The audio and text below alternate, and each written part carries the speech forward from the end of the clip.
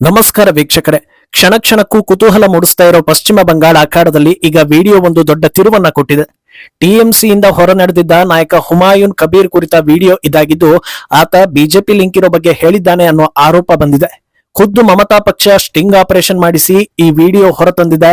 ಇದು ವೈರಲ್ ಆದ ಬೆನ್ನಲ್ಲೇ ಎಐಎಂಐಎಂ ಪಕ್ಷದ ಮುಖ್ಯಸ್ಥ ಓವೈಸಿ ಬಂಗಾಳದಲ್ಲಿ ಹುಮಾಯೂನ್ ಜೊತೆಗೆ ಮೈತ್ರಿಯನ್ನ ಕ್ಯಾನ್ಸಲ್ ಮಾಡ್ಕೊಂಡಿದ್ದಾರೆ.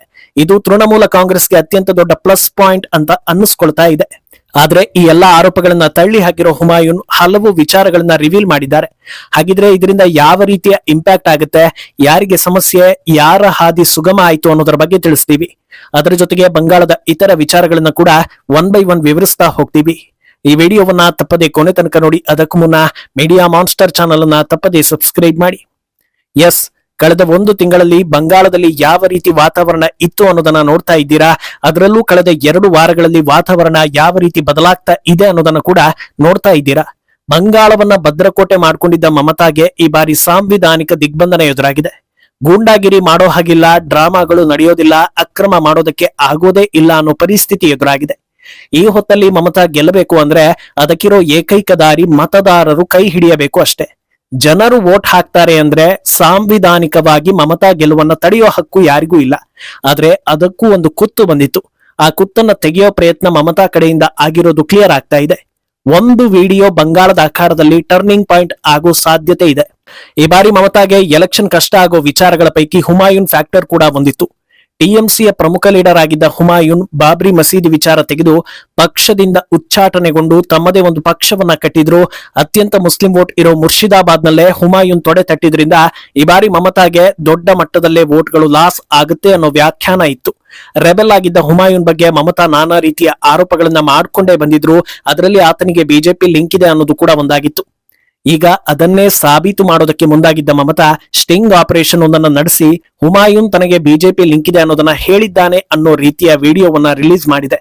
ಈ ವಿಡಿಯೋ ಸುತ್ತ ನಡೀತಾ ಇರೋ ರಾಜಕೀಯವೇ ಬಂಗಾಳದ ಚಿತ್ರಣವನ್ನ ಬದಲಿಸೋ ನಿರೀಕ್ಷೆಗಳಿವೆ. ಅಂದಹಾಗೆ ಈಗ ವೈರಲ್ ಆಗಿರೋ ವಿಡಿಯೋವನ್ನ ಅನ್ವೇರಿಫೈಡ್ ಅಂತ ಮಾಧ್ಯಮಗಳು ಉಲ್ಲೇಖಿಸ್ತಾ ಇವೆ.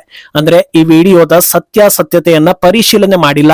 ಆದ್ರೆ ಟಿಎಂಸಿ ಆರೋಪ ಹಾಗೂ ಅದಕ್ಕೆ ಪೂರಕವಾಗುವಂತೆ ವಿಡಿಯೋದಲ್ಲಿ ಇರೋ ವಿಷಯಗಳನ್ನ ವರದಿ ಮಾಡ್ತಾ ಇದ್ದೀವಿ ಅನ್ನೋದನ್ನ ರಾಷ್ಟ್ರೀಯ ಮಾಧ್ಯಮಗಳು ಹೇಳಿಕೊಂಡಿವೆ. ಸುಮಾರು 19 ನಿಮಿಷಗಳ ಕಾಲ ಇರೋ ಈ ವಿಡಿಯೋದಲ್ಲಿ ಹುಮಾಯೂನ್ ಸಾಕಷ್ಟು ವಿಚಾರಗಳನ್ನ ಮಾತಾಡಿದ್ದು, ಅದರಲ್ಲಿ ತನಗೆ ಬಿಜೆಪಿ ಲಿಂಕ್ ಇದೆ, ಸುವೇಂದು ಅಧಿಕಾರಿ, ಅಸ್ಸಾಂ ಸಿಎಂ ಹಿಮಂತ್ ಬಿಸ್ವಾ ಸೇರಿ ಹಲವು ನಾಯಕರನ್ನ ಮೀಟ್ ಮಾಡಿದ್ದೀನಿ, ಮಮತಾರನ್ನ ಸೋಲಿಸೋದಕ್ಕೆ ದೊಡ್ಡ ಪ್ಲಾನ್ ನಡೆದಿದ್ದು, ಸುಮಾರು 1000 ಕೋಟಿ ವ್ಯವಹಾರ ನಡೀತಾ ಇದೆ, 200 ಕೋಟಿ ನನ್ನ ಕೈ ಸೇರಿದೆ, ಸಮುದಾಯದ ವೋಟ್ಗಳನ್ನ ಡೈವರ್ಟ್ ಮಾಡೋದು ಉದ್ದೇಶವಾಗಿದೆ, ನಮ್ಮ ಸಮುದಾಯವನ್ನ ಬಹಳ ಬೇಗ ಯಾಮಾರಿಸಬಹುದು ಅನ್ನೋ ರೀತಿಯ ಹೇಳಿಕೆಗಳನ್ನ ಆತ ನೀಡಿದ್ದಾನೆ ಅಂತ ಟಿಎಂಸಿ ಆರೋಪಿಸಿದೆ. ಅಲ್ಲದೆ ಹುಮಾಯೂನ್ ಮೇಲೆ ಇಡಿ ತನಿಖೆ ಆಗ್ಬೇಕು ಅಂತ ಕೂಡ ಒತ್ತಾಯ ಮಾಡಿದೆ. ಯಾಕೆ ಇದು ಟರ್ನಿಂಗ್ ಪಾಯಿಂಟ್ ಆಗುತ್ತೆ ಅಂದ್ರೆ ಪಶ್ಚಿಮ ಬಂಗಾಳದಲ್ಲಿ ಮಮತಾ ಗೆಲ್ತಾ ಬಂದಿರೋದಕ್ಕೆ ಪ್ರಮುಖ ಕಾರಣವೇ ಮುಸ್ಲಿಂ ವೋಟ್ಗಳು. ಅದರ ಜೊತೆಗೆ ಹಿಂದೂ ವಿರೋಧಿ ಹಿಂದೂಗಳು, ಭಾರತ ವಿರೋಧಿ ಭಾರತೀಯರು ಸೇರಿದಂತೆ ಎಕೋಸಿಸ್ಟಮ್ನ ವೋಟ್ಗಳಿಂದ ಗೆಲ್ತಾ ಬಂದಿದ್ದಾರೆ ಅನ್ನೋ ಆರೋಪ ಇದೆ. ಈ ಹೊತ್ತಲ್ಲಿ ಮುಸ್ಲಿಂ ವೋಟ್ಗಳು ದೊಡ್ಡ ಮಟ್ಟದಲ್ಲಿ ಡೈವರ್ಟ್ ಆಗುತ್ತೆ ಅಂದಾಗ ಸಹಜವಾಗಿ ಸೋಲಿನ ಭಯ ದಟ್ಟವಾಗಿತ್ತು. ಈ ಹೊತ್ತಲ್ಲಿ ಇಂಥದ್ದೊಂದು ಅಸ್ತ್ರ ದೊಡ್ಡ ಮಟ್ಟದಲ್ಲಿ ವೋಟ್ಗಳನ್ನ ರಿಕವರ್ ಮಾಡಿಕೊಳ್ಳೋದಕ್ಕೆ ಸಹಾಯ ಮಾಡುತ್ತೆ ಅನ್ನೋ ನಿರೀಕ್ಷೆಗಳು ಹೆಚ್ಚಿಸ್ತಾ ಇದೆ. ಈಗ ಸಮುದಾಯದ ಜನರಲ್ಲಿ ಗೊಂದಲ ಶುರುವಾಯ್ತು ಅಂದ್ರೆ ಹುಮಾಯೂನ್ ಅಕೌಂಟ್ ನಿಂದಲೂ ವೋಟ್ಗಳು ಡೈವರ್ಟ್ ಆಗುತ್ತೆ. ಅದೃಷ್ಟ ಚೆನ್ನಾಗಿದ್ರೆ ಕಂಪ್ಲೀಟ್ ನಮ್ಮ ಕಡೆಗೆ ಶಿಫ್ಟ್ ಆಗ್ಬೋದು ಅನ್ನೋ ಲೆಕ್ಕಾಚಾರ ಮಮತಾಗೆ ಇದೆ ಎನ್ನಲಾಗ್ತಾ ಇದೆ. ಈ ಒಂದು ಘಟನೆಯಿಂದ ಕಳೆದ 2 ವಾರದಲ್ಲಿ ಬಿಜೆಪಿ ಪರ ಹೆಚ್ಚಿದ ವಾತಾವರಣ ಈಗ ಮೆಲ್ಲಗೆ ಮಮತಾ ಕಡೆ ಟರ್ನ್ ಆಗಬಹುದು ಅನ್ನೋ ಲೆಕ್ಕಾಚಾರ ಕೂಡ ನಡೀತಾ ಇದೆ. ಆದ್ರೆ ಈ ಆರೋಪವನ್ನ ಹುಮಾಯೂನ್ ತಳ್ಳಿ ಹಾಕಿದ್ದಾರೆ. ಸಮುದಾಯದವರ ಮೇಲೆ ತಪ್ಪಾಗಿ ಮಾತಾಡಿದ್ದಾರೆ ಅನ್ನೋದನ್ನೇ ಟಿಎಂಸಿ ಹೈಲೈಟ್ ಮಾಡ್ತಾ ಇರುವಾಗ ಸೈಲೆಂಟ್ ಆಗಿರೋದಕ್ಕೆ ಸಾಧ್ಯವೇ ಇಲ್ಲ ಅಂತ ಹುಮಾಯೂನ್ ಪ್ರತ್ಯಾರೋಪಗಳನ್ನು ಮಾಡಿದ್ದಾರೆ. ಇದು ತಿರುಚಲಾಗಿರುವ ಅಥವಾ ಎಐ ವಿಡಿಯೋ ಅಂತ ಆರೋಪಿಸಿರೋ ಹುಮಾಯೂನ್ ನಾನು ಡಿಫೇಮೇಷನ್ ಕೇಸ್ ಹಾಕ್ತೀನಿ ಅಂತ ಕೂಡ ಸವಾಲ್ ಹಾಕಿದ್ದಾರೆ. 2019 ನಂತರದಿಂದ ಇಲ್ಲಿಯ ತನಕ ನಾನು ಯಾವುದೇ ಬಿಜೆಪಿ ನಾಯಕರ ಜೊತೆಗೆ ಮಾತೇ ಆಡಿಲ್ಲ. ಅಂಥದ್ರಲ್ಲಿ ಟಿಎಂಸಿ ದೊಡ್ಡ ದೊಡ್ಡ ನಾಯಕರ ಹೆಸರನ್ನೆಲ್ಲ ತನಗೆ ತಗುಲು ಹಾಕೋ ಪ್ರಯತ್ನ ಮಾಡ್ತಾ ಇದೆ. ನಿಮಗೆ ಧೈರ್ಯ ಇದ್ರೆ ನಾನು ಬಿಜೆಪಿ ನಾಯಕರ ಜೊತೆ ಸಂಪರ್ಕದಲ್ಲಿ ಇರೋ ಒಂದೇ ಒಂದು ಫೋಟೋವನ್ನ ನೀಡಿ. ಮುಸ್ಲಿಮರನ್ನ ದಾರಿ ತಪ್ಪಿಸೋದಕ್ಕೆ ನೀವು ಎಷ್ಟೇ ಪ್ರಯತ್ನ ಪಟ್ಟರೂ ಅದರಿಂದ ಏನೂ ಪ್ರಯೋಜನ ಇಲ್ಲ. ಈ ಕೆಲಸಗಳನ್ನ ಮಮತಾ ಬ್ಯಾನರ್ಜಿ, ಅಭಿಷೇಕ್ ಬ್ಯಾನರ್ಜಿ ಹಾಗೂ ಕುಣಾಲ್ ಘೋಷ್ ಸೇರಿ ಹಲವು ಪ್ರಮುಖ ನಾಯಕರು ಮಾಡಿದ್ದೀರಿ ಅನ್ನೋದು ನನಗೆ ಗೊತ್ತಿದೆ ಅಂತ ಕಿಡಿಕಾರಿದ್ದಾರೆ. ಸರಿ, ಈ ವಿಚಾರ ಇಬ್ಬರ ನಡುವೆ ಕಿತ್ತಾಟ ಮಾಡಿಸಿ ತಣ್ಣಗಾಗ್ಬೋದು ಅನ್ಕೊಳ್ಬೋದಿತ್ತು. ಆದ್ರೆ ಅಲ್ಲೂ ಒಂದು ದೊಡ್ಡ ಟ್ವಿಸ್ಟ್ ಇದ್ದು ಮಮತಾ ಬ್ಯಾನರ್ಜಿಗೆ ಪ್ಲಸ್ ಪಾಯಿಂಟ್ ಆಗ್ತಾ ಇದೆ. ಅದೇನಂದ್ರೆ ಈ ವಿಡಿಯೋ ಔಟ್ ಆಗ್ತಾ ಇದ್ದ ಹಾಗೆ ಎಐಎಂಐಎಂ ಪಕ್ಷ ಹುಮಾಯೂನ್ ಜೊತೆ ಮೈತ್ರಿಯನ್ನ ಕಟ್ ಮಾಡ್ಕೊಂಡಿದ್ದು ತಮ್ಮ ಪಕ್ಷದ ಅಧಿಕೃತ ಪತ್ರವನ್ನ ರಿಲೀಸ್ ಮಾಡಿದೆ. ನಮ್ಮ ಸಮುದಾಯದವರ ಬಗ್ಗೆ ಹುಮಾಯೂನ್ ಕಬೀರ್ ಹೇಳಿರೋದು ಆಕ್ಷೇಪಾರ್ಹ ಸಂಗತಿ. ತಮ್ಮವರನ್ನೇ ಯಾಮಾರಿಸಬಹುದು ಅನ್ನೋ ರೀತಿಯ ಹೇಳಿಕೆಗಳನ್ನ ನಾವು ಒಪ್ಪೋದಿಲ್ಲ. ಆದ್ರಿಂದ ಈ ಮೈತ್ರಿಯನ್ನ ಮುಂದುವರಿಸದೆ ಕಟ್ ಮಾಡಿಕೊಳ್ತಾ ಇದ್ದೀವಿ. ಹಾಗೆ ಬಂಗಾಳದಲ್ಲಿ ಈ ಬಾರಿ ನಾವು ಯಾರ ಜೊತೆಗೂ ಮೈತ್ರಿ ಮಾಡಿಕೊಳ್ಳದೆ ಪ್ರತ್ಯೇಕವಾಗಿ ಸ್ಪರ್ಧೆ ಮಾಡ್ತೀವಿ ಅನ್ನೋದನ್ನ ಹೇಳಿದ್ದಾರೆ. ಓವೈಸಿ ಪಕ್ಷ ಇಡೀ ಇಂಡಿಯಾದಲ್ಲಿರೋ ಮುಸ್ಲಿಮರ ಮೇಲೆ ಪ್ರಭಾವ ಹೊಂದಿರೋದ್ರಿಂದ ಅವರು ಹಿಂದೆ ಸರಿದಿದ್ರಿಂದ ಹುಮಾಯೂನ್ಗೆ ಹೊಡೆತ ಬಿದ್ದು ಪರೋಕ್ಷವಾಗಿ ಮಮತಾಗೆ ಹೆಲ್ಪ್ ಆಗ್ಬೋದು ಅನ್ನೋ ಲೆಕ್ಕಾಚಾರಕ್ಕೆ ದಾರಿ ಮಾಡಿಕೊಟ್ಟಿದೆ. ಸರಿ, ಹಾಗಿದ್ರೆ ಈ ಒಂದು ವಿಡಿಯೋದಿಂದ ಮಮತಾ ಗೆದ್ದೇ ಬಿಡ್ತಾರಾ ಅಂತ ಕೇಳಿದ್ರೆ ಹೌದು ಅನ್ನೋದು ಕಷ್ಟ ಆಗುತ್ತೆ.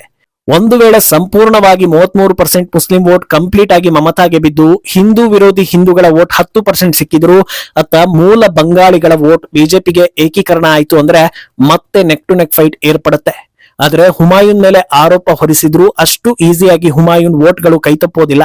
ಜೊತೆಗೆ ಎಐಎಂಐಎಂ ಪ್ರತ್ಯೇಕ ಅಂದಿರೋದ್ರಿಂದ ಅಲ್ಲಿಗೂ ಸ್ವಲ್ಪ ವೋಟ್ಗಳು ಡೈವರ್ಟ್ ಆಗುತ್ತೆ.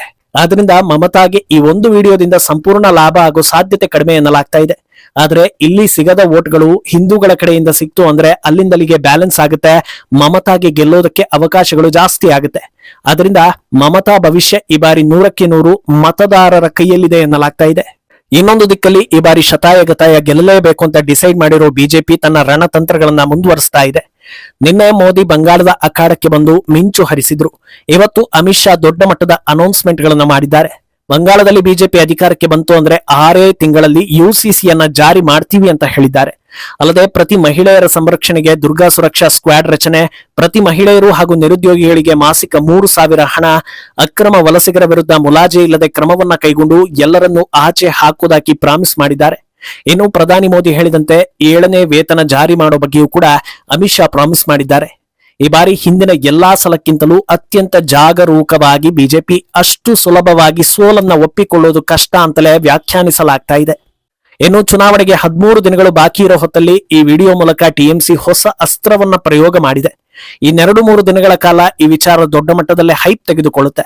ಆದ್ರೆ ಓವರ್ ಆಲ್ ಆಗಿ ನೋಡಿದ್ರೆ ಇದು ಕೇವಲ ತಮ್ಮ ವೋಟ್ ಬ್ಯಾಂಕ್ ಸಮುದಾಯದ ಮ್ಯಾಟರ್ ಆಗಿರೋದ್ರಿಂದ ಉಳಿದ ಆಯಾಮದಲ್ಲಿ ಇದರ ಇಂಪ್ಯಾಕ್ಟ್ ಸಾಧ್ಯವಿಲ್ಲ ಎನ್ನಿಸ್ಕೊಳ್ತಾ ಇದೆ. ಮುಂದೇನಾಗುತ್ತೆ ಅನ್ನೋದನ್ನ ಕಾದು ನೋಡ್ಬೇಕು. ಈ ಬಗ್ಗೆ ನಿಮ್ಮ ಅಭಿಪ್ರಾಯವನ್ನ ತಪ್ಪದೆ ಕಮೆಂಟ್ ಮೂಲಕ ತಿಳಿಸಿ.